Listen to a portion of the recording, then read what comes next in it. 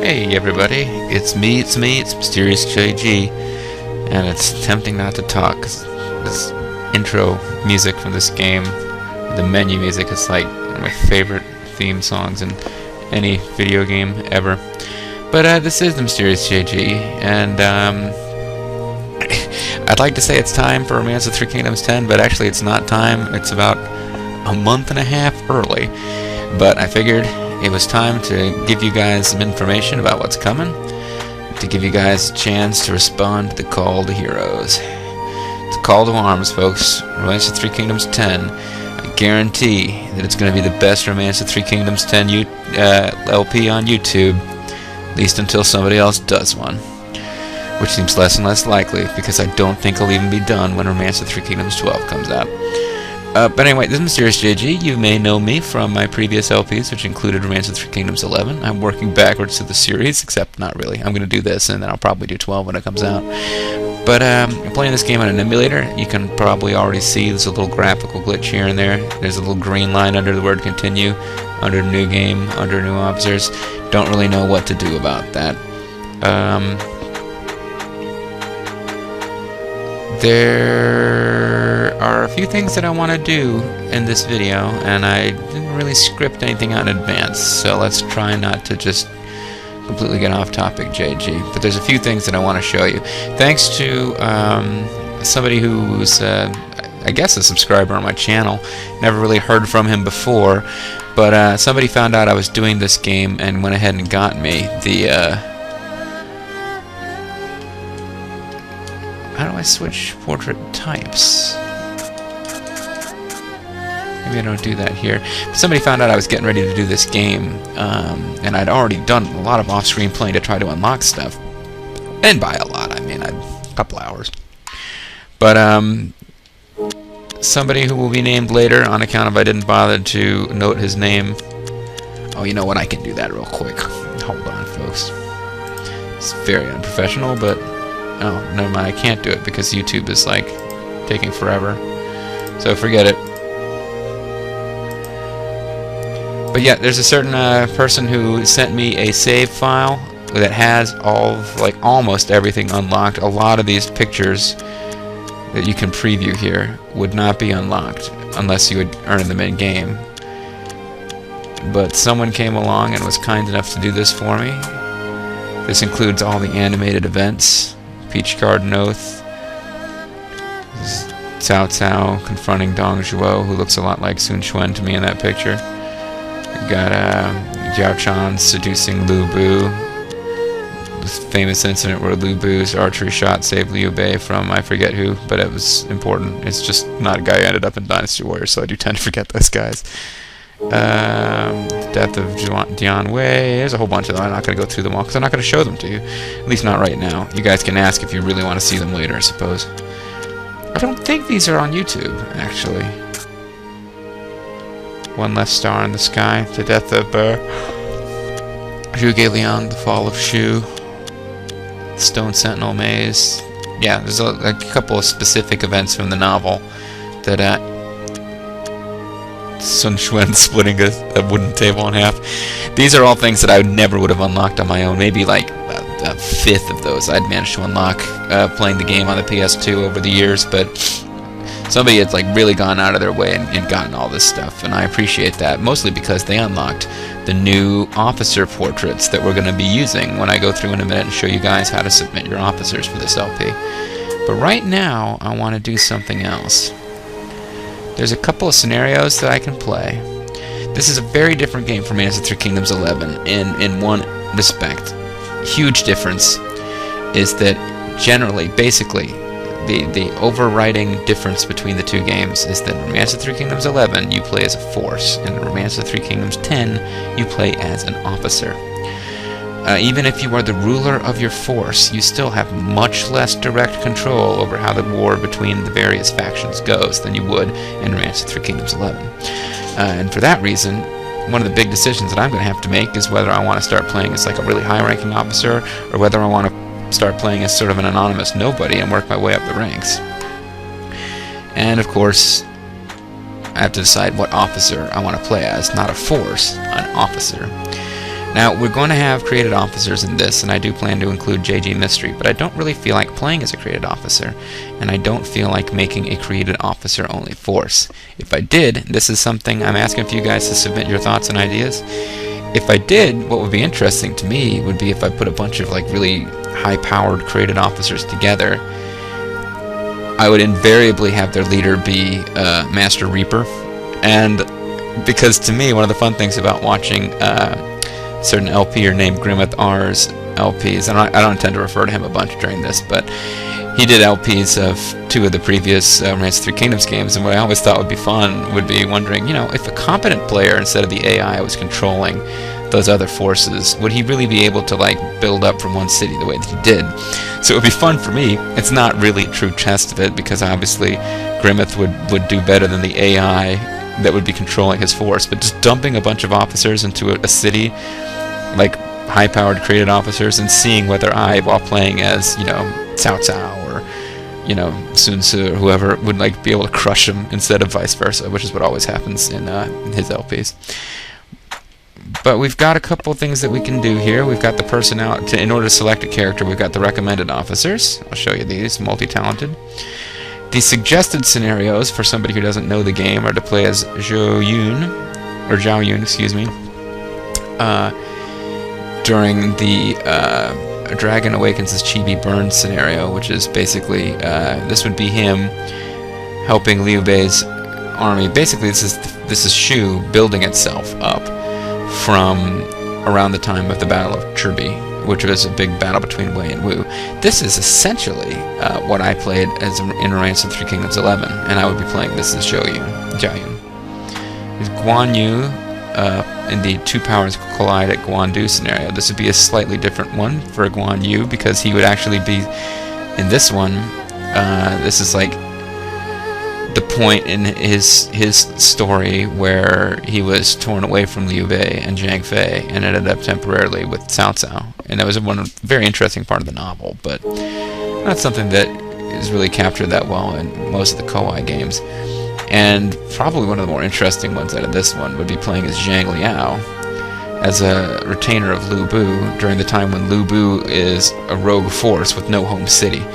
With this one, and historical events activated, you quickly seize territory from Cao Cao automatically. It's like an event from the novel. He takes over a city while Cao Cao is off trying to deal with other enemies. And of course, if you're familiar at all with the games or with the novel, then you know that ultimately Lu Bu just makes enemies of everyone. He's so fickle and so quick to betray that no one can trust him. Eventually, too many powers combine against him, and he dies, and Zhang Liao is spared by Cao Cao because he stands up and faces death with nobility and without fear, while Lu Bu basically starts trying to get in Cao Cao's good graces and seals his own fate.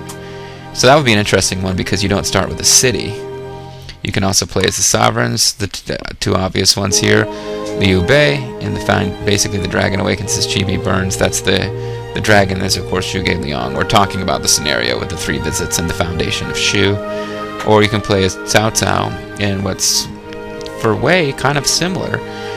The Battle of Guandu is really where the, political military force that became known as the Kingdom of Wei kind of plants itself by defeating Yuan Shao. He establishes himself as one of the great warlords of China. And any scenario before this, Cao Cao, it's really, historical events have to go exactly right in order for you to replicate the history of Wei at all. But here, you start out with the central territories of Wei established, and you face off against Wei's first big enemy, Yuan Shao. Then you can play as the strategist, Zhuge Liang, obviously, in his own scenario, basically. It's not really his scenario. I mean, the dragon awakens as Chibi burns Chirbi. If you're playing as Wei or Wu, then obviously the battle at Chirbi, or Red Cliffs, is the highlight. But it's also basically, this is Zhuge Liang stepping into the story at exactly the moment in the novel where he sort of appears from nowhere and becomes more or less the central character of the novel, besides Liu Bei. You can play as Zhou Yu in the same scenario. Zhou Yu is actually one of the guys that I really... He's in my top, very small list of people that I would like to play this game as. But I would probably prefer to start in an earlier scenario. For me, it would be more fun to play while Sun Tzu was still alive and see what would happen if Sun Tzu didn't die so early and be replaced by Sun Xuan, because Sun Tzu and Zhou Yu had this sort of aura of invincibility as they were just conquering the small neighboring forces and establishing the kingdom of Wu. You can play as Lu Jun, who is just in that little portrait, just way more cool and badass than his ridiculous Bishonen Dynasty Warriors counterpart. You can see his war status, and that is, it's above average, and that's his weakest stat. He is one of the bright shining stars of the novel, and probably one of the most poorly done by people in the Dynasty Warriors series. I mean, they make him important. I think it's obvious that the game designers really like him, but he's just such a complete puss. And here you'd be playing as him during kind of the waning years, because that's when he's not around for the first part of the novel. He's the young superstar of Wu. You can play as Zhang Wei in the scenario in which he joins Shu for the first time. And then there's the warriors. Warriors, come out and play! You can play as Lu Bu. I mean, what else do I need to say? You can play as Lu Bu.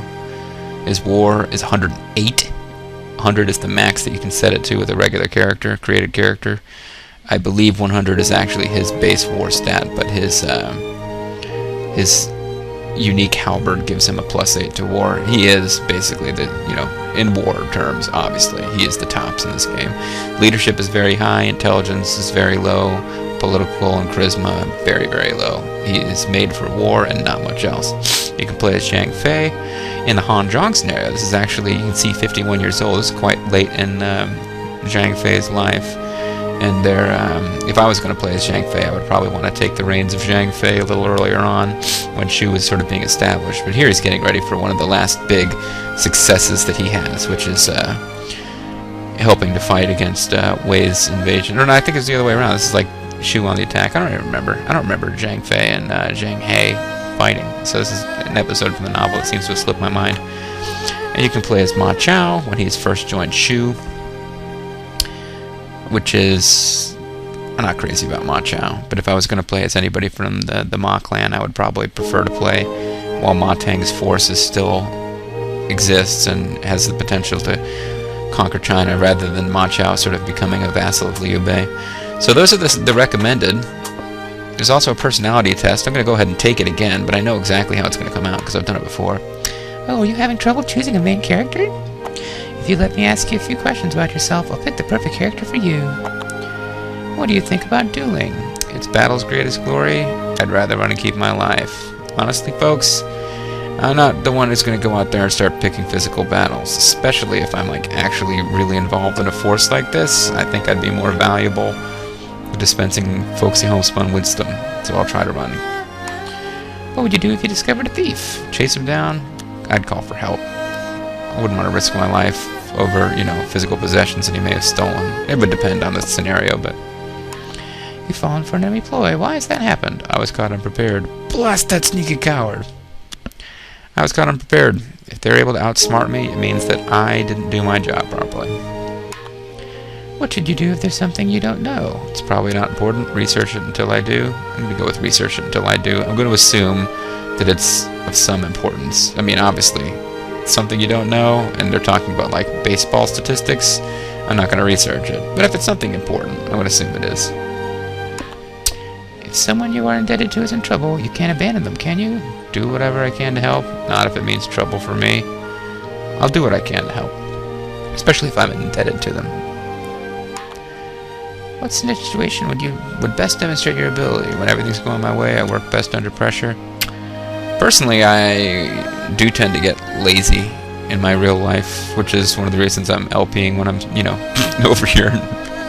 I mean, I'm LPing. I'm not, don't get me wrong, I'm doing my job, but I am finding time to LP because I enjoy it. But as far as, like, work goes, I'm much better when I'm under pressure. When I can actually see the deadline, I get much more focused. Would you rather deceive or be deceived?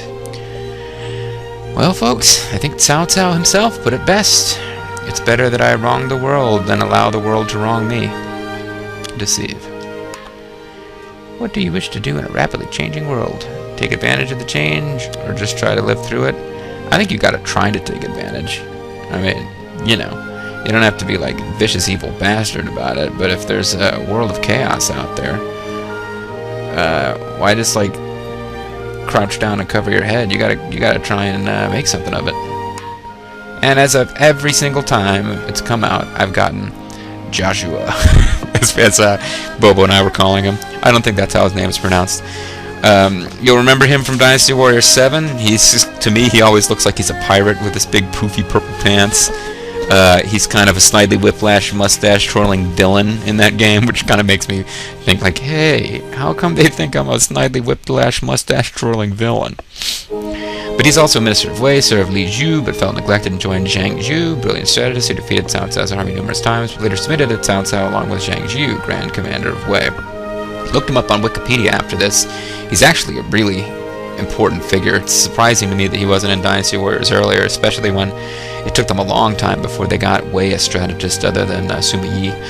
But he served Dong Zhuo at one point, which is one reason that he was kind of, had a bad reputation because he'd served a very bad ruler. He ended up working for Guo Si and Luo, I forget their names. Li Jui and Guo Si were like the two sort of generals under Dong Zhuo who fought each other after Dong Zhuo's defeat. And he was kind of working for some bad folks. It seemed like he wasn't really picking his masters with an eye towards them being super noble and whatever. And of course he did ultimately work for Cao Cao, who in the novel at least is portrayed as being a cold-hearted bastard. But famously he set the trap that almost killed Cao Cao and was only able to kill Dian Wei. In Dynasty Warriors 7 they play it off that Cao Cao kind of angers some of his own men by taking this guy in, but that Cao Cao basically recognizes that he is an incredibly capable guy if he's able to get Dian Wei killed. And the thing that they kind of leave out of that is that from the Wikipedia article I read, he was primarily responsible for advising Cao Cao to attack Yuan Shao's grain supplies at Wuchou, or Wuchao, or whatever I think it's Wuchou, at the Battle of Guandu. And the Battle of Guandu is where Cao Cao routs Yuan Shao and basically becomes master of North and Central China, establishing himself as the strongest force in the land. It's like that's really his high point. He takes out Ma Tang eventually. I guess that makes him even stronger. But like that's where he stands before he goes to invade Wu and suffers the disastrous defeat at Chirbi. And Zhuo Shu is one of the guys who helped him get there. So there you go, pretty smart guy. Under Cao Pi, he was like one of the highest ranking advisors in Cao Pi's government, and eventually, of course, dies. So he would be a character that the game recommends that I play as. You are clear-headed and a strong leader to boot. Your name will one day synonymous with strategy and battle. No, I'm gonna quit. Because what I actually want to do is, I'll pick my own officer, but I want you guys to throw out some suggestions. I would much rather play as a historical figure than anyone else. And when I say historical figure, there's a certain caveat there. I'm probably going to make created characters of some of the Dynasty Warriors characters who are not playable in the game. And by that, and you know, hey, I've read the novel, I'm watching the Chinese TV series online in my free time when I'm not LPing, a little bit here and there. I'm a big fan of Three Kingdoms, but at the end of the day, I came to it through Dynasty Warriors, so I got a soft spot for characters like the Kiao sisters and Shang Jiang and Genji, who are obviously just much more important in Dynasty Warriors than they are in the novel and would be in a Romance of Three Kingdoms game. And like the ultimate example of that, you know, Jing Tsai. I mean, barely even registers as a legitimate character because like the person she's based on in the novel isn't even given a name. But I just love it. I love Guanping.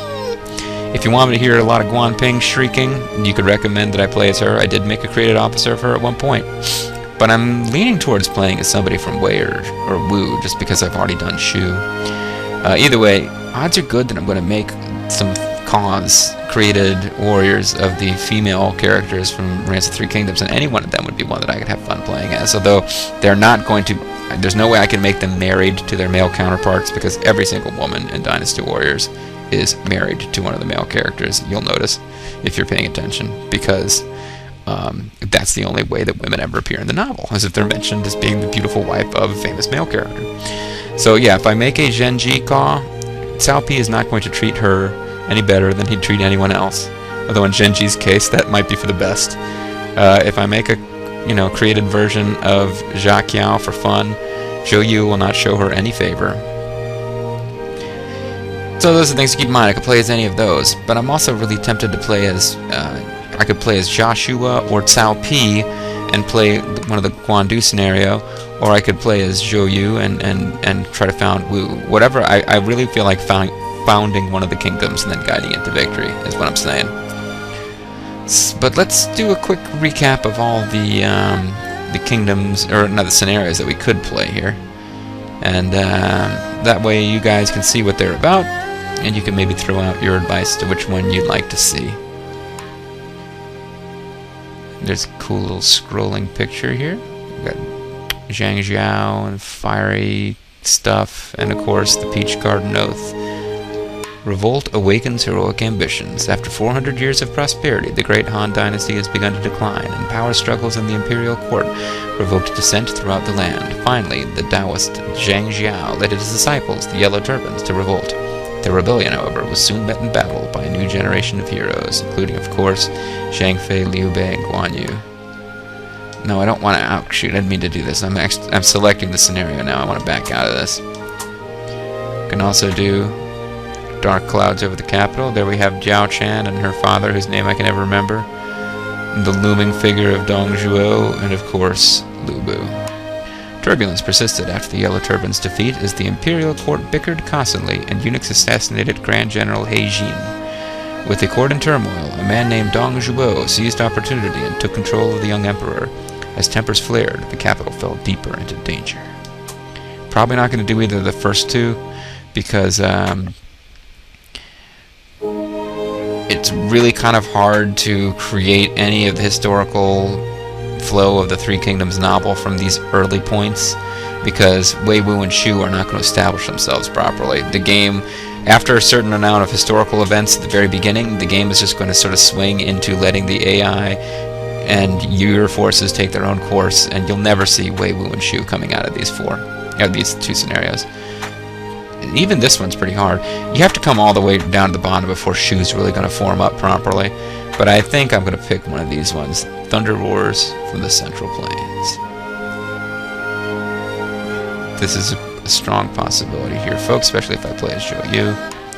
Dong Zhuo's tyranny finally met its end at the hands of Lu Bu, and again the land fell into the possession of rival warlords. Out of revenge for his father's murder, Cao Cao raised an army and invaded Zhu, while Lu Bu set himself up in the Central Plains. Meanwhile, in Jiangnan, Sun Ce was preparing to make his own mark in history. And I accidentally selected it again. Damn it. This is one that I would be interested in playing as with Zhou Yu, because this would allow me more or less to found Wu from scratch. I don't think they even have a city. I start as a rogue force under Sun Tzu with troops that Sun Ce that have been loaned to me by Yuan Shu. So this would allow me to really start Wu from nowhere. Up here, Sun Jin has a city, but it's in the middle of the, like, you know, alliance against the Yellow Turbans, and even if you win and take a bunch of cities, the Emperor will, like, bestow a new fief to you and you'll lose everything you've done. It's kind of a strange little scenario. We got two powers collide at Guandu. You have Yuan Shao looking over and Cao Cao being all badass. The battle for supremacy came down to two men, Yuan Shao, who toppled Gongsun Zan to take Nebei, and Cao Cao, who captured the emperor and secured the central plains. Inferior to Yuan Shao in both territory and resources, Cao Cao had only his wits and his men to rely on as the two forces headed for their final showdown. If I was going to play as Joshua or as Cao Pi, who I actually played as years ago on PS2, that would be probably the scenario where I'd want to get them started. We've got A Dragon Rises as Chirby Burns. I think that's Cao Cao looking in as Zhou Yu looks his most badass, and Zhuge Liang just kind of hovers around. Having conquered the north, Cao Cao decided his next target was Jiangnan. This was the home of Sun Quan, who had succeeded his brother and was quickly expanding his territory under the direction of Zhou Yu. Meanwhile, opportunity was about to strike for Liu Bei, who was biding his time as a guest of Liu Biao and Jing. And that, obviously, the dragon back there, Zhuge Liang, is about to receive his famous 3 visits. The Tremors of War shake Han Zhang. This is basically the earliest I could play the game if I was intent on seeing the 3-kingdom balance of power. Now we've got Liu Bei, the 5 tigers, and Zhuge Liang. After Sun Quan dashed Cao Cao's hopes at Chirby and Liu Bei seized Shu, the whole of China was divided amongst these three powerful men. Liu Bei then invaded Han Zhang, finally coming face to face in battle with Cao Cao. With his 2 enemies preoccupied, Sun Quan saw the perfect chance to seize the strategic position of Jing. Flip-flop and turncoat that Sun Quan is.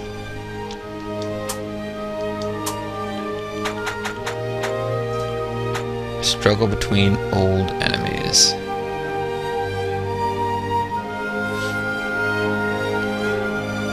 Is Zhou Yu in there? Briefly, in this scenario is the one where we've got an alliance between Shu and Wu, sorta, kinda, maybe, that falls apart with the death of Guan Yu, and basically the novel sort of begins to head into its final stages here, but it takes a while for it to peter out, and that's why we have the struggle between old enemies with Sima Yi, whom I'd always called Sima Yi before Kowai eventually got around to correcting me, and Zhuge Liang. With the deaths of Liu Bei and Cao Cao, the age of the 3 kingdoms began to wane. Still dedicated to his dead lord's dreams, Zhuge Liang declared a campaign to the north, wherein he would face his greatest foe, Wei's Sima Yi. In Wu, meanwhile, Lu Jun was plotting his own strategy to force his way into the fray. And again, accidentally picked scenario. This one kind of sort of doesn't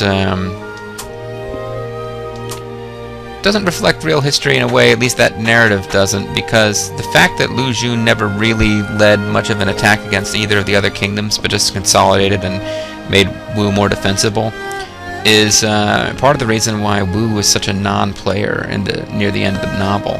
Wu kind of, not to spoil anything for anyone who's waiting to see the Dynasty Warrior 7 Jin story, but Wu kind of collapses spontaneously without a whole lot of fight. And the Jin story in Dynasty Warrior 7 is almost all about the battle between Wei and Shu, and then Wei sort of becoming Jin. And this is the coolest name for any of the campaigns by far. Not one I'm probably particularly interested in playing, but it's a great name. The Lonely Legacy of the Dead. The dawn of a new age neared with the passing of Zhuge Liang, Sima Yi, and Sun Quan.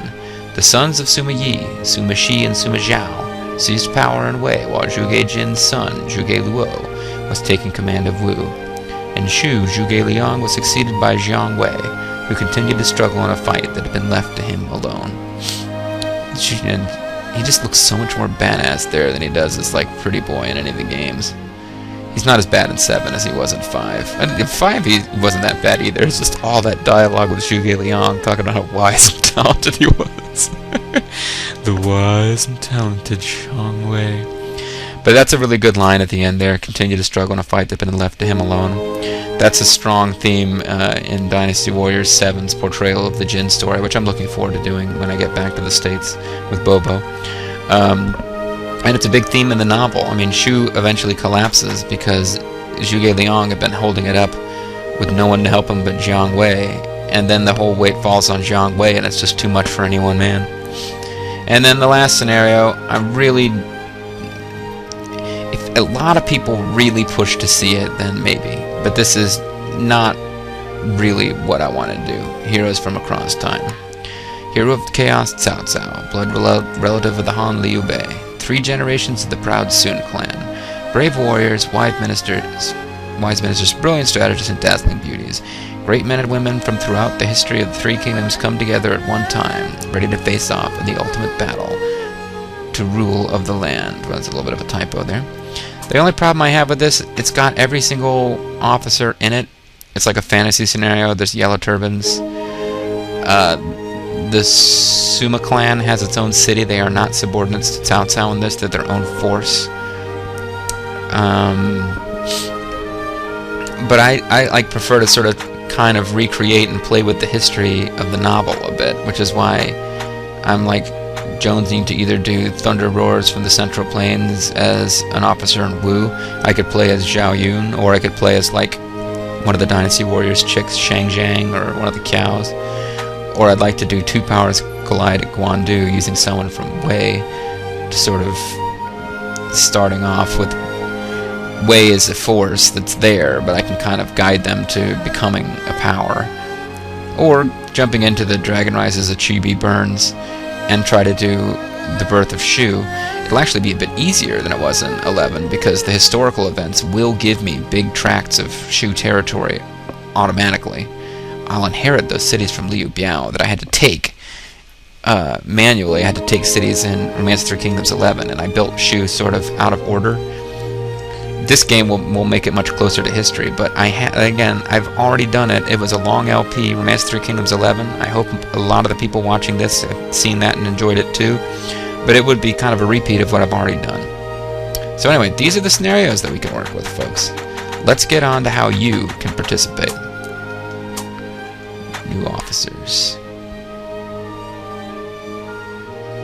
What I'm going to do is right before your living, breathing eyes, I'm going to create an officer. But here's what my starting point is going to be. I'm going to create JG Mystery. See him down there? This is an Excel spreadsheet I put together on my work computer. And then I found out that I don't have Excel on my... I didn't really bother to buy Office for my new laptop, and that's something I'll deal with later. But I certainly didn't feel like taking care of it just for this, so I just made a PDF of the spreadsheet so you can see what's going on. But these are all the created characters. Somebody even remembered to grab Jing Tsai. Good for you. I got 3 responses to my request for help. 4, really. But the 4th guy was somebody who was... I'd already informally set aside a slot for him. 3 people basically responded. I said I was going to take the first 3, made sure they matched each other, and all 3 of those people would get in. All of you did get in. Congratulations. I'll announce your names when I'm doing the actual character creation bids later. But somebody, only one of you remembered Jing Tsai, so good on you, because I had forgotten that. I specified to get JG Mystery, who I knew was not created in the videos with everyone else, but I'd forgotten about Jing Tsai myself, so that's awesome. But JG Mystery here, I took all the characters, including Jing Tsai. I figured out what the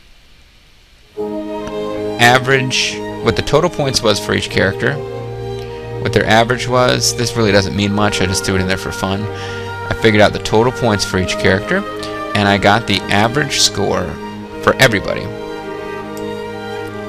Then I also did a re-average where I removed the 3 highest and the 3 lowest points characters, because in Romance of Three Kingdoms 11 it does kind of a random roll. So I was able to do, we had a certain amount of variation here. You can see that the 3 best guys, the ones who were pulled out of it, Fan Sheng had the highest total number of points, 451. He had the best overall roll of anybody.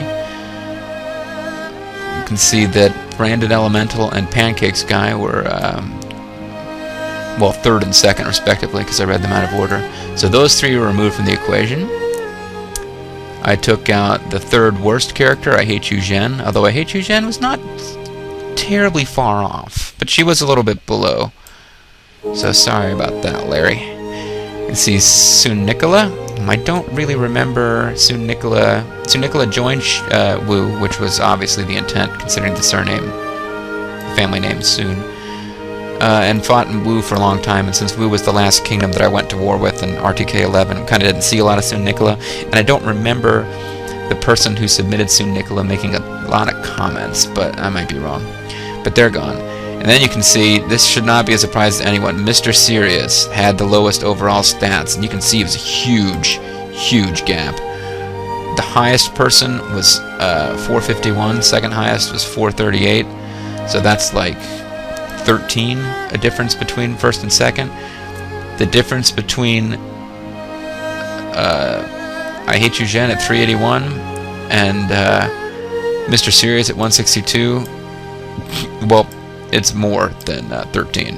It's, let me see if I can do this math in my head. It's a difference of 219, I believe, or thereabouts. I'm probably doing that math wrong. But yeah, Mr. Sirius got an incredibly bad roll, like epically bad roll, and I'd love to see Mr. Sirius back in this LP. If YouTube user out there who was Mr. Sirius, I forget your YouTube name, please submit. Please come back. If somebody submits a Mr. Sirius, I'm going to double check and make sure that it's the same person as before, and if it's not, you will be ignored. But if the person who submitted Mr. Sirius last time submits him again, Mr. Sirius is guaranteed a slot in this LP. Alright?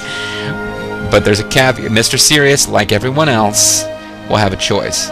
If you were in this thing before, if you were in this last time, and you make it this time, there's going to be a lottery, because I'm going to get more officer submissions, I'm hoping, than I can accommodate. If you were in the last one, you either have the option of going with your stats from last time, or I'll finally get to what I was going to explain here, which is that I re-averaged everyone. I came up with 401 points.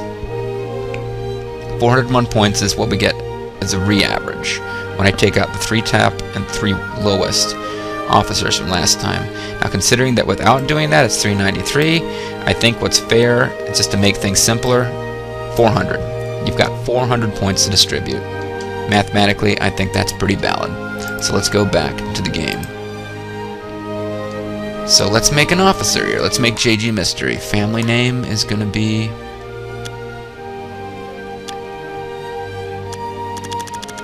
JG, or is it Mystery? I forget which way I have to do this.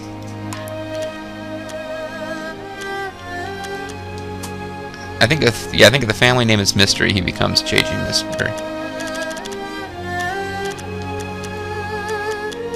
Well, we'll see. If I screw this up, I can fix it later. So he's Mystery. And his given name is JG. JG Mystery will be in the game, but I'm not going to play as him unless a lot of people really want to see that for some reason. I think it's much more amusing to run into my in-game avatar, potentially as an enemy. He's male. Let's give him a portrait. Now this is going to take a while, folks. There's a lot of portraits to go through, and I owe my thanks for that to the guy who sent me that save file. And I'll mention your name when I'm actually creating your character, because I forgot to look it up before I started. I apologize for that. We've got standard ones that we can go to. Luckily for us, there is at the top right corner, you can see 1 of 11. This will make it much easier for everyone. We can actually, it's standard 1 is JG Mystery, but I'm not actually going to use that one. I recognize 1 or 2 of these. That's Branded Elemental right there from the last one. That is up for grabs though. So if you submit a created character, I want you to pick 3 portraits and put them in order of preference. And that way, if you don't get your first one, you don't get your second one, you don't get your third one. It's very unlikely, but if that happens, I'll pick somebody for you, and I'll try to make them look kind of like what you picked. But anyway, these are the portraits. You can pause and take a look at them, so I'm going to go through them fairly quickly. This is 1, 2, 3, 4, 5, 6, 7, 8, 9, 10 on page 1. Here's page 2. You got Falger there, is number 10 on page 2. Sun Wukong is number 4 on page 2. You follow how this is working, folks. It's page 3. I forget, Jen Hong, is that the guy? I mean, we had the epic adventure where his RAM unit joined our force, but he was working for Wu, so he had to sail halfway across China. Pretty exciting adventure for him. There's Mr. Sirius right there, Vulture Bobo. We got page 4 here, not recognizing anyone from here. There's JG Mystery, who I'm actually going to use, but let's go back to the portrait screen anyway. That's JG Mystery, he is reserved. This is page 4, page 5 here. So that was my Doctor Who coffer a long time ago. I had that face, because I was making Patrick Troughton. Keep going here. Lego, I think, used that face. Now we get into the ladies, the lovely ladies. This face is reserved for Jing Tsai.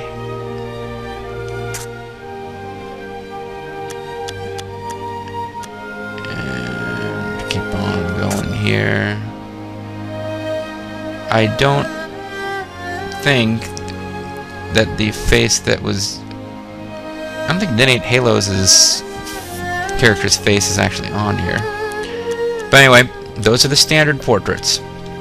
Here are the historical portraits. There's 65 of them. There's not a whole lot of point in me showing them to you because these are already characters in the game and you can't use them. But they're all here. Ma Tang, Ma Chao, the whole gang. Ta-da! Dongi. The gang's all here, folks. Zhang Liao. The gang's all here, the gang's all wet. I don't know why I'm showing you these guys, because you can't use them. Now I just feel compelled to finish.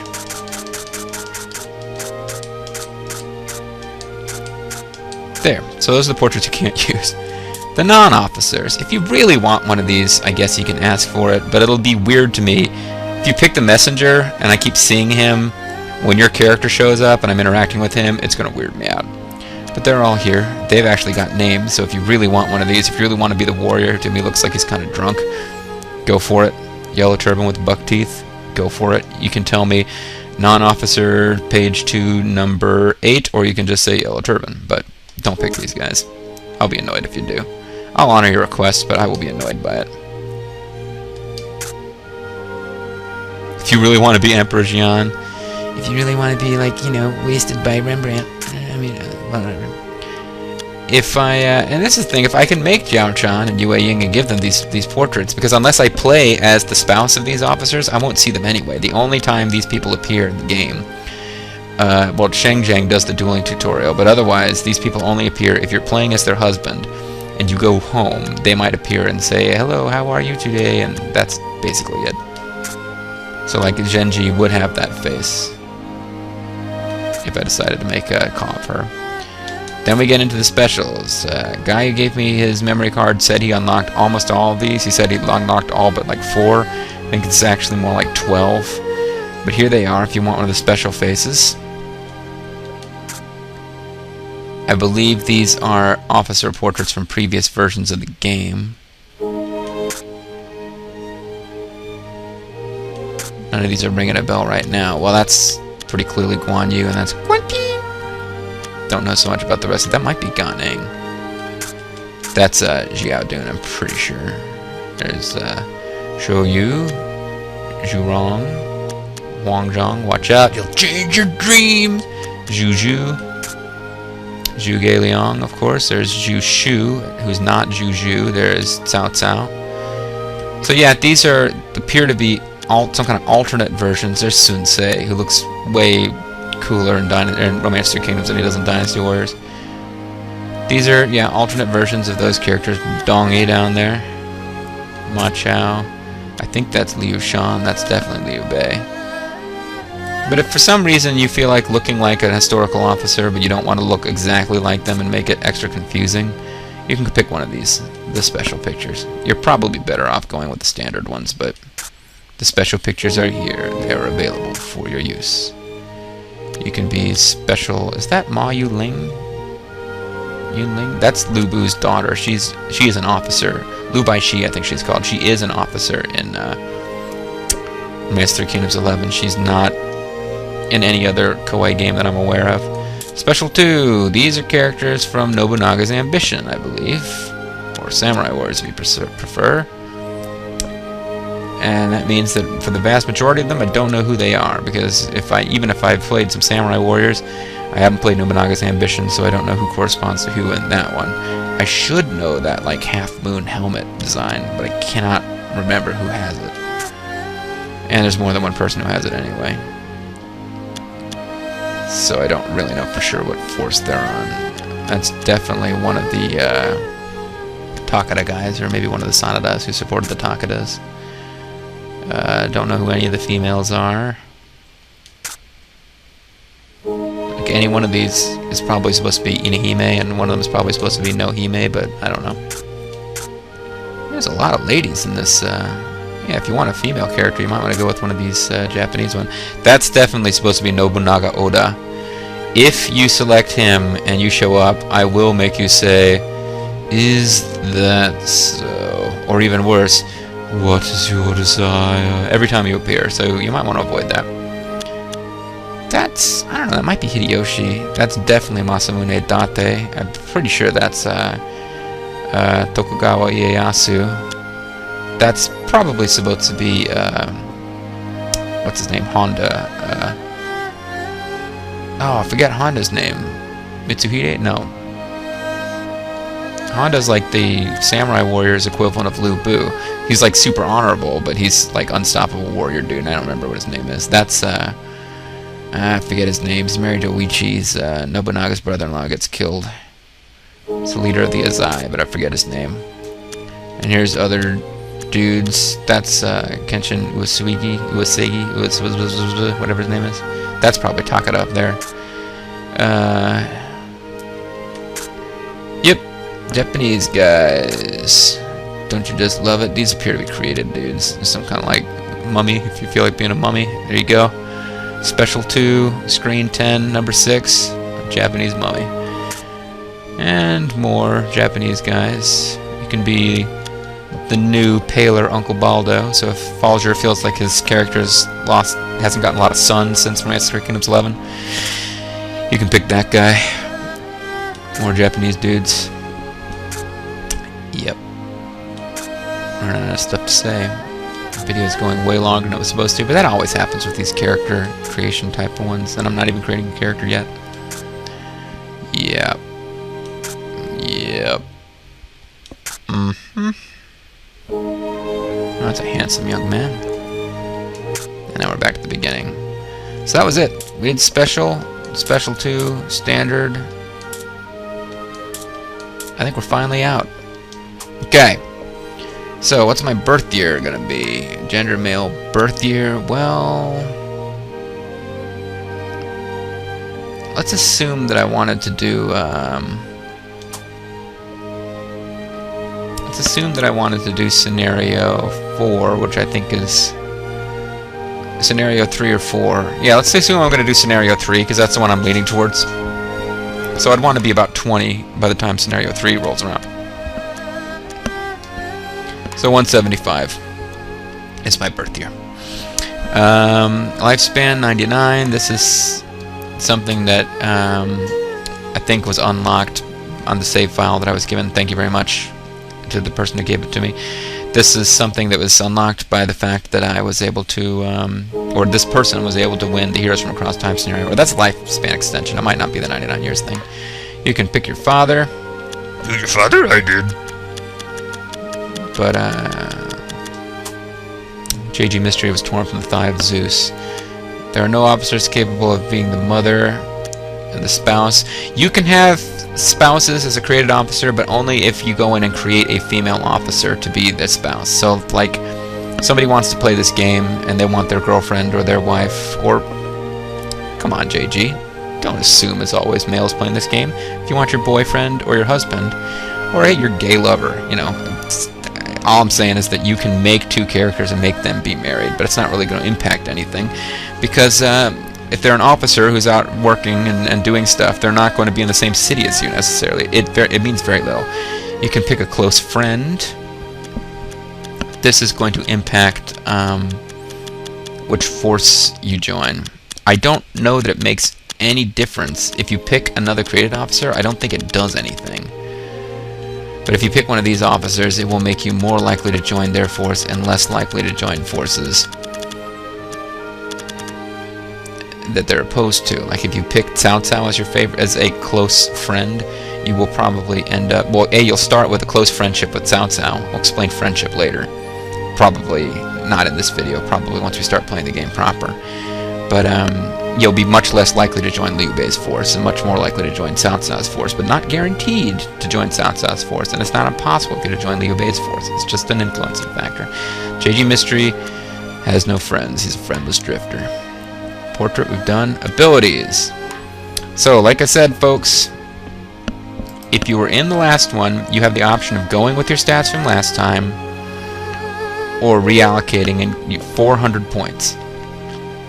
So, for example, if I was Ninate Halos and Ninate Halos wants to be involved in this thing again, Ninate Halos is on the short list of people who, as somebody who comments on my less viewed LPs, I'm going to be highly disposed towards finding them a slot in this thing. There's technically a lottery, but there's a few people I'm probably going to find a home for if they don't win the lottery. And very few, I'm not going to tell you who they are because I don't want anyone to feel like they're being picked on or left out, but I'm not going to lie to you. There's going to be a little bit of favoritism.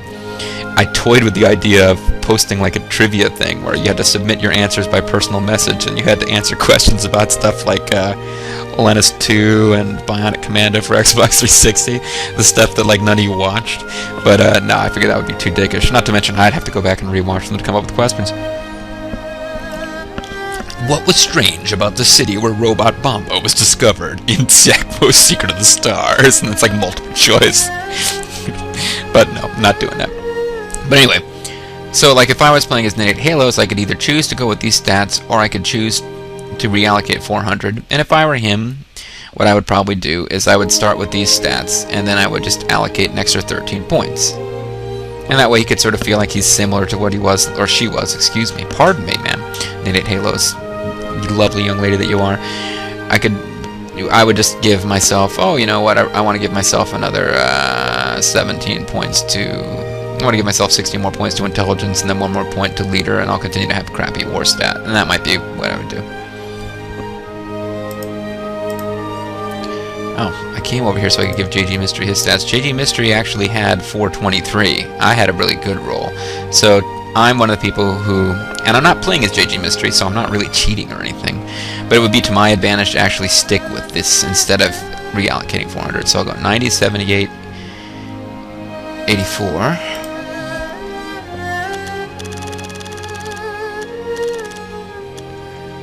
90, 78,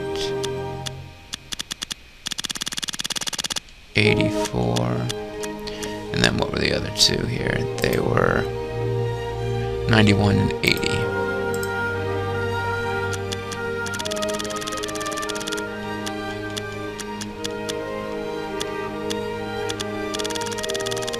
So we had really very good overall stats. Everybody's fame is going to start out at 1. So, sorry folks, but that's just how it's going to be. I guess I could play with... fame goes up, I think, to 500. No, it goes up to 1,000. The highest you can set it at is 500. That's the highest starting fame you can have. But I think everyone start at 1. That's at least equal. Somebody can write to me and give me a convincing reason to change that. I'll do it, but I'm going to change it for everybody. So everybody will start out with the same fame. Abilities. Oh, abilities I did. Skills is what I need to do next. This is Psych. Why aren't I doing skills? Skills! Here's the deal. Although I actually did this off screen before I got the save file that made it already built in, I went ahead and did the work necessary to select all skills. So basically, I can give you any skill. The skills are not going to mean a ton, folks. I'm not going to lie to you. The skills mean a lot to the player character, but the skills that are possessed by other officers in the game don't mean that much.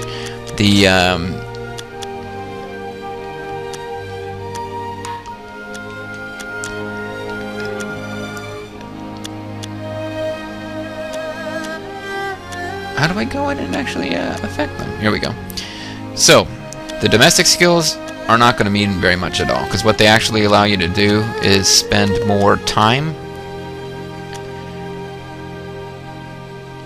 at a domestic task. I'll explain this later, but really they just don't mean very much. You can manually get as much out of farming as you can get out of farming without having the farm skill. You just have to do things differently. These skills are skills that are used in battle. Like your unit can use the charge command, the missile command, the unison command. These are tactics you can use against the enemy. These are actually could potentially make a difference. If your officer's in battle, they will have access to this skill, and they would not have access to it otherwise. These are the duel skills. These will only matter if you are actually in a duel. I'm not going to explain what each one does because this video is already too long. These are debate skills. They will only make a difference if you're in a debate. These skills here, I guess, like Warlord means that you can command other officers' units in battle.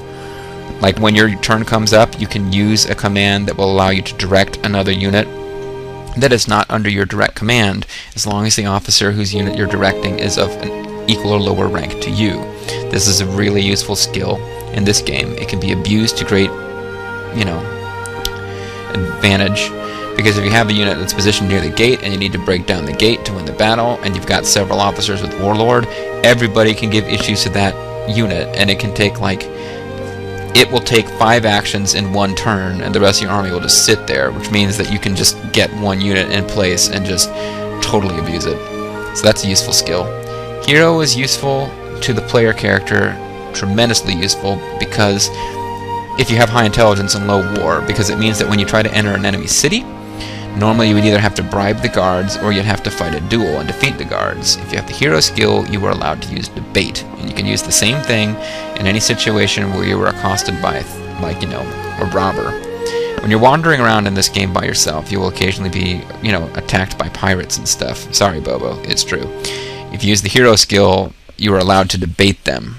I guess the idea is that you've got fame on your side and you can debate them. Admiral makes you better at naval battles. There are not a lot of naval battles in this game.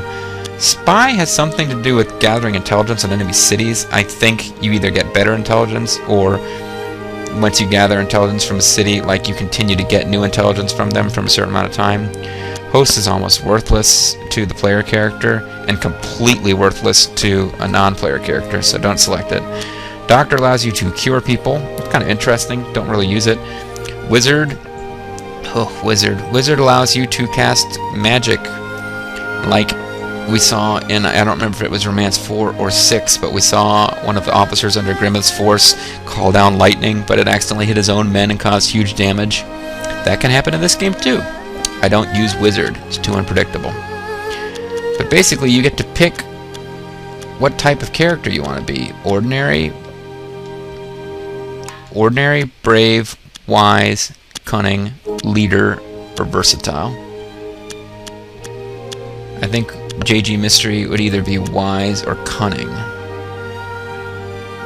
I always thought of him as being kind of an upstanding, servant of the Han kind of smart guy, along the lines of a Zhuge Liang type of guy, in that general area. But he ended up writing a lot of seditious poetry in another LP, so I guess he would go with cunning. That... Oh, not really so.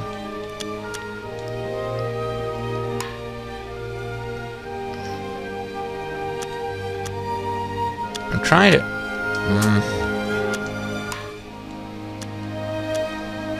trying to get it to assign me my skills. So those are the skills he starts out with. Because he's cunning, he got a couple of debate skills. He got distract, which is a strategy. But really, you don't get a ton. So what I think I'll do is I'll let everybody pick 3 skills. I was going to pick just 1, but I'm not pleased with how many skills you're getting. So I'll let you select when you're building your character. You got to pick a type. Then I'll put in your type. It will assign you a couple of skills at random, and then you can add 3 skills instead of just 1. Because like JG Mystery, he's got nothing. So let's go ahead and he's already got drill, distract, stun, fault, and argue. I'm going to go ahead and add in blunder, which is a skill you can use where you try to get an enemy unit to attack an adjacent ally. I'm going to use confuse, which will throw an enemy unit into confusion if it succeeds. Stun, I think, stuns them. Confuse, if you can do that first, it makes these other tactics much more likely to work. And I'm going to give him missile, which means that he can use fire attacks with his archers. And that's what he's going to get. Right? Oh, I didn't mean to give him farm. So he's got 8 skills. He's cunning. Psyche, I don't know what difference any of these things make, but you can go ahead and pick them. I think his mindset is that he is, I guess I'll call him ambitious. I like the idea that he's loyal, though, but he wasn't very loyal to Grimmeth. But then again, Grimmeth wasn't loyal to the Emperor, so there you go. I'm allowing like his role in that one LP to dictate a lot, but in my own LP, he was very loyal to the Han and stuff, so he's loyal. Personality, I think I would go with cool, because hey, I'm obviously very cool. Alcohol, dislikes means basically he won't drink with other officers. Likes is normal, and loves is for a handful of officers like Zhang Fei. Their affinity for you will increase very rapidly if you give them alcohol. And that's really the only thing it affects, is when the player character meets them, will giving them alcohol, you know, because you can buy wine in shops, will that help you to become close to an officer? I think his interest is obviously literature. And his desire is... he is fairly selfless, I thought. Basically that means, I believe, that if you give... I don't know what the mindset effects or the personality. Alcohol impacts if you go drink with an officer, how quickly will they start to like you. Desire means, you know, if you give them gifts, how much will that affect them? A selfless officer, if you give them gifts, it's not going to make them closer to your officer. Friendships with officers in this game is important. And then interest, I believe, affects what kind of gifts they would like to receive. I'll set his desire to average, actually. If you give him like a really rare literary tome, he's going to like you for it. And that's it.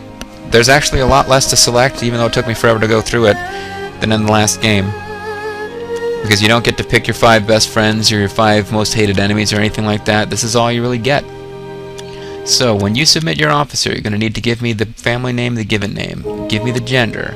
You can pick a birth year, and then you can tell me, and this is important, folks, pay attention. I know this is taking forever, but give me your birth year, but also let me know if you want to stick to that birth year no matter what, or if I pick... No, this is silly. I'll tell you what. You can pick a birth year, or you can tell me what age you want to be when the scenario I'm going to play begins, because I haven't decided for sure what scenario it is.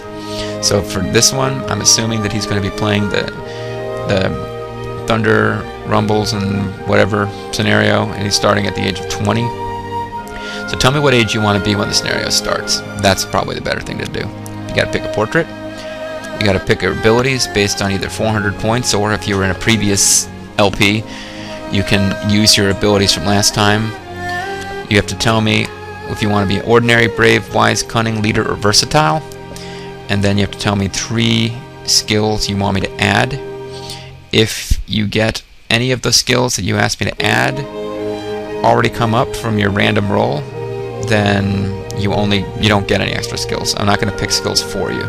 I'll just, you know, you'll go with what you got. So there you go. I didn't really explain all the skills, but most of them you can kind of figure out. Charge is charge with cavalry. Missile is fiery missile attacks for archers.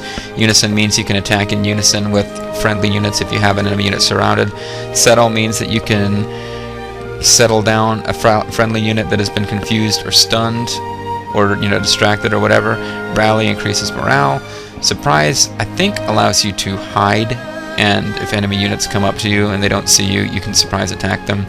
Distract, don't remember what distract does. Blunder is where you try to get friendly units to attack, or enemy units to attack each other. Stun is you scare a unit and take away its movement and attack for a turn or whatever. Entice is where you anger a unit and it starts trying to attack you and ignores all other orders. Confuse just means the unit gets confused, and it's much easier you get better at combat against them, and it's easier to use other tactics against them. Arrow? I don't remember what arrow does, actually. Geo, I think, is one that lets you dig pitfall traps for enemies. It can be useful when you're defending a castle. And maze allows your officer to build mazes. I wouldn't recommend anyone use that, because there's not going to be a lot of mazes being built in this. I'm not going to explain in detail what the different duel and debate commands are, because I don't remember them well enough. And then I explained more or less what all the bottom ones are. The only nice thing about Wizard is it does allow you to change wind direction, I believe. That might be arrow, though. I really don't remember. I do apologize for that. But I'm not going to go back and re-record this video. It's already gone way too long. Yep, and then you got to pick your psyche, and then you are all done. And I'm thinking that's just about it, folks. No, I do want to go ahead and I'll save JG Mystery anyway.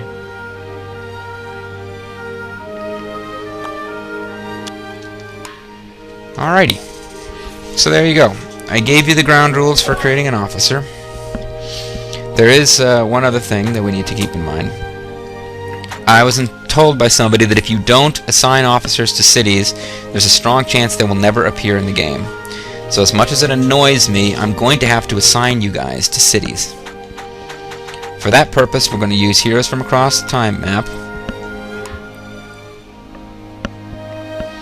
And I'll go ahead and I'll play as JG Mystery, but I'm not actually going to play Mystery JG, so I guess I have to change that. I'm going to assign him to a city.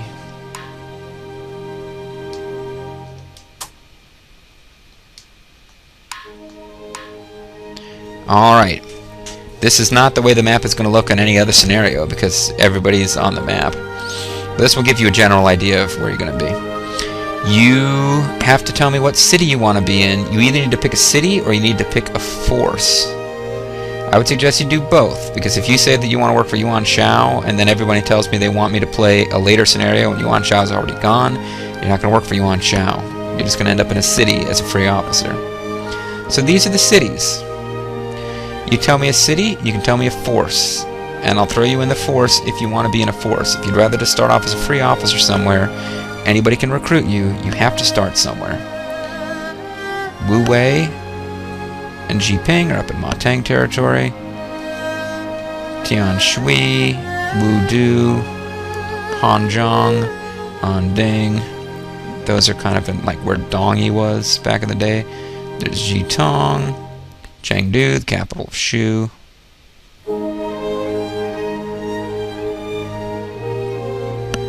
Jiangzhou. Did we already do this? Hanzhong, yep.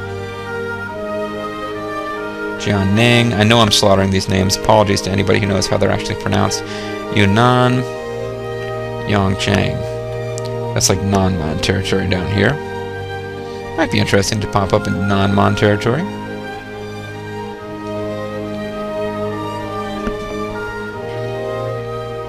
Got Jiaoji. Ling Ling.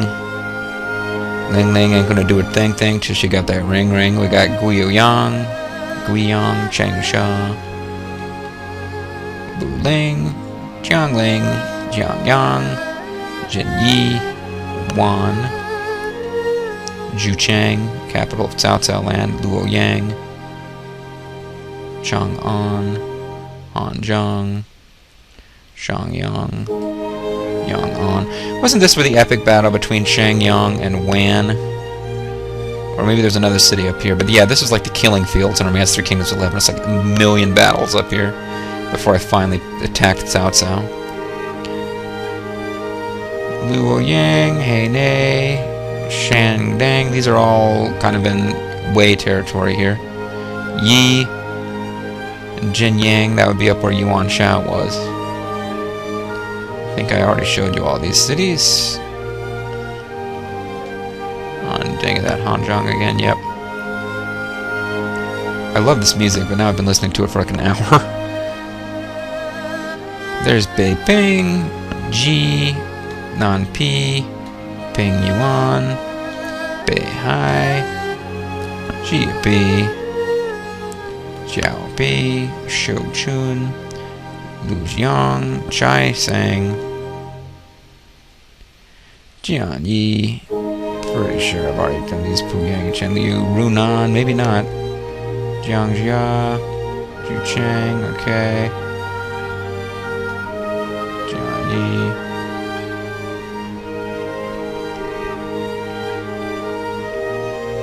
Nanhai, Guoyang. I think I've already shown you all these. Lingling and Changsha. Then we get over to the far east of China.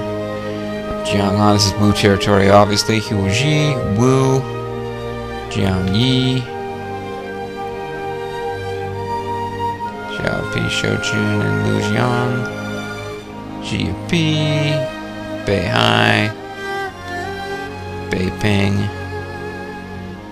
and Jiangping. So you need to pick a city, you need to pick a force. I'll tell you what, you don't have to pick a force. You have to pick a city for me to put you in. And then you have to tell me whether you want to be a free officer in that city or whether you want to be assigned to a force from the get-go. Because you can do that, and if you want to, we can make that happen for you. And that includes, if you want to start out working for the force I work for, you can. But I think it would be more interesting to like find you guys randomly on the map.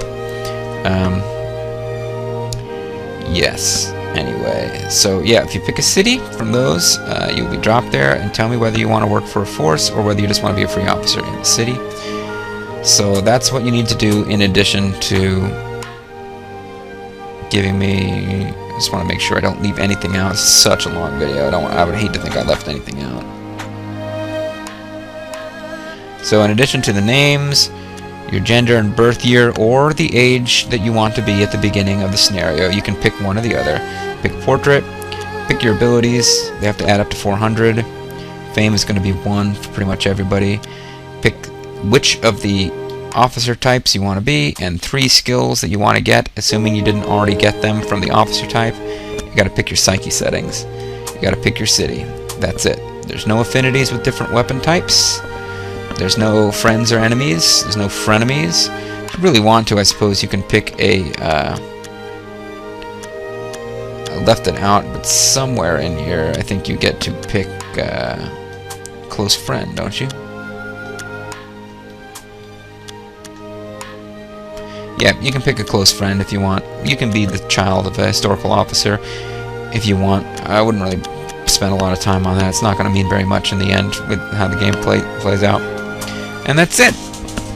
I don't know exactly when this is going to become public, but if I send it to Bobo as quickly as I can, you should have at least 2 weeks, because this is my schedule, folks. Going on vacation.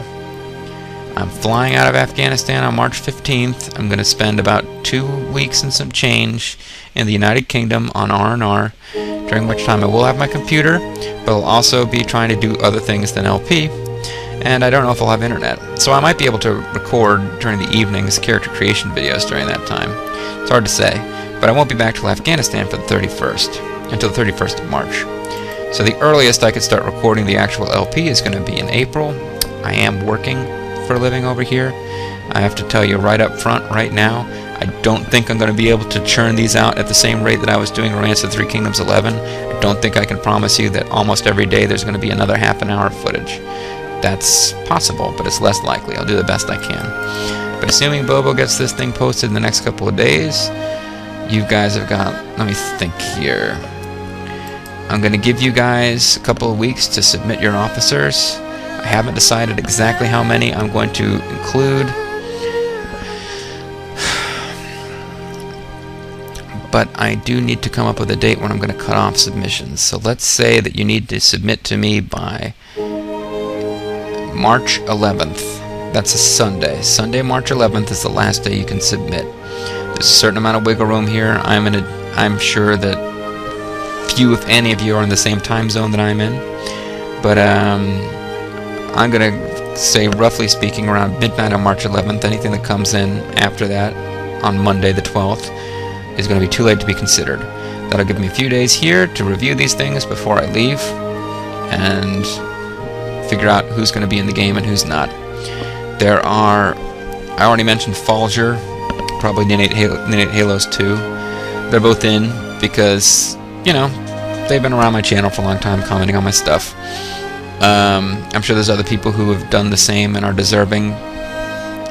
Those two I just happened to notice because I guess the LPs they're commenting on are not the ones that are getting a lot of other people's comments. There are 3 people who got a reserved spot because they answered my requests for information on officers from 11 so that I could figure out how many points you're going to have to distribute. There's one guy who has earned himself a spot by getting me the save file that I'm using to do this. And Bobo's got a spot because he's Bobo. And if Grimmeth wants to show up for this, he's pretty much in, based on the fact that a lot of you guys are here because you saw my Romance of Three Kingdoms 11 LP on his channel. So, yep, that's it. Thank you guys for watching this video. Sorry it went so long, but it's all laid out for you. Them's the rules. I'm thinking no fewer. It'll take me some time, and I might decide not to record the character creation process and just run through them after I'm done. I'll do a video where I show you the characters I've created instead of actually filming myself making them because it's going to take so long. But I suspect that I had, what, 4, 5, 6, 7, 8. There's like 8 guys who are already in, and then JG Mystery, and probably a bunch of characters from Dynasty Warriors that I may or may not get around to making. Oh, I know one thing I was going to do before I cut this thing off. I was just saying, trying to figure out how many. I figured probably roughly around 20 officers will probably be created for this thing, in addition to those ones I talked about. That's like, ooh, in addition to those, that's like 35 officers. I don't know, folks. But I'll just real quick, we've got 400 points. 400 points for you to distribute. So let's check what 400 points means. No new officers, main character, all forces. How many points does Cao Cao have? Cao Cao, I believe, is the best overall officer in the game. He's got 101 plus 76, that would be 170. 177. Shoot, why am I doing this math in my head? I have a calculator application, don't I?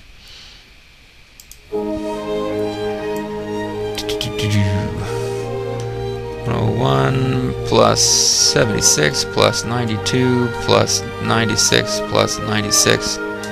You're not as good as Cao Cao. Neither is JG Mystery. Cao Cao is the best overall character in the game with 461. But you've got 400. You're certainly well above average. What have you got compared to, say, Zhuge Liang? Zhuge Liang is... Wow, what do I do? Let's clear this out.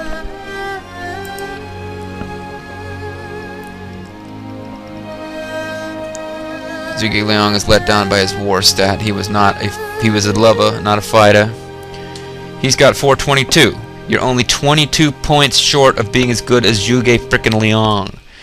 Zhuge Liang is practically a deity in the novel, and you're only 22 points behind him. I don't hear anyone bitching that you don't have enough points to distribute. You guys, we are all of us, JG Mystery included, way overpowered in this game. The guy that I was thinking of playing as was Zhou Yu.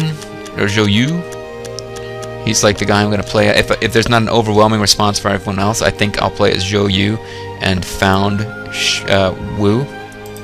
Since I did the founding of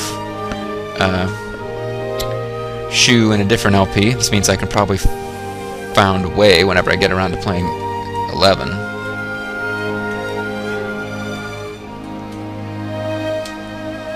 Wow, he's got a better overall score than Zhuge Liang. Although that comes entirely from the fact that Zhuge Liang has a low war stat. You took that out, I'm sure that Zhuge Liang would have a higher score than Zhou Yu. Just for fun. I'll stop in a minute. What about the man who messes with your... Hold on.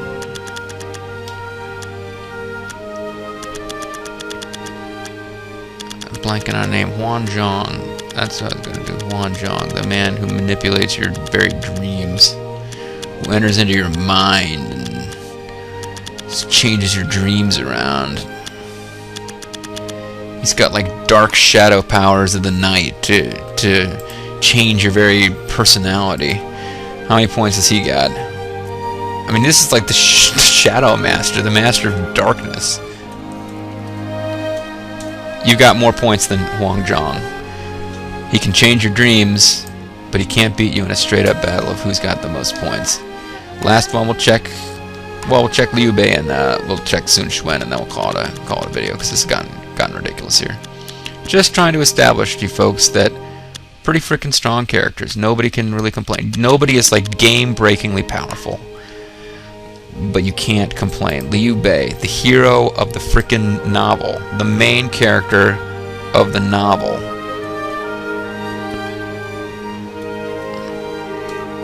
He's got 3 more points than you, and he's Liu freaking Bei, the Imperial Uncle, the savior of the Han, or at least that was his intention.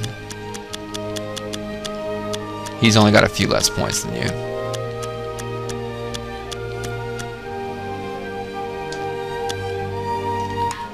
Sun Quan, one of the rulers of the 3 kingdoms, personally my least favorite of the rulers of the 3 kingdoms, but still one of the most powerful men in China.